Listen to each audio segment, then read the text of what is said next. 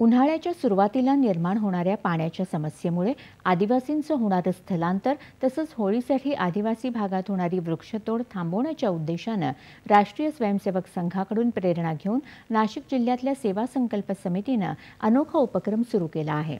ही समिती नाशिक जिल्ह्यात त्र्यंबक, पेठ, सुरगाणा या तालुक्याच्या वाड्यापाड्यांवर होलिका दहनासाठी लागणाऱ्या उत्तम दर्जाच्या गोवऱ्यांची निर्मितीचा उपक्रम राबवत आहे। गेल्या 4 वर्षांपासून ही समिती हा उपक्रम राबवत आहे। आदिवासी महिला आपल्या घरातील अथवा गावातील गुरांच्या शेणापासून या गोवऱ्यांची निर्मिती करून या समितीला विकतात। या उपक्रमामुळे या तालुक्यातील आदिवासी भागातील महिलांना रोजगार मिळत आहे। त्याचबरोबर होळीमुळे होणाऱ्या वृक्षतोडीवरही अंकुश येत आहे। यंदा 1,10,000पेक्षा अधिक गोवऱ्यांच्या विक्रीचा अंदाज या समितीने वर्तवला आहे।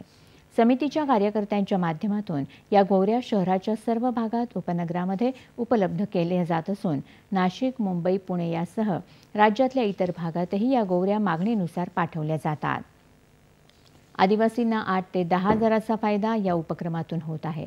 फक्त पिकांवर अवलंबून असलेल्या या भागातील आदिवासींना या उपक्रमामुळे उपजीविकेसाठी साधन मिळत आहे। आणि आता राज्याच्या विविध जिल्ह्यातल्या ठळक घडामोडींकडे एक नजर। जिल्हा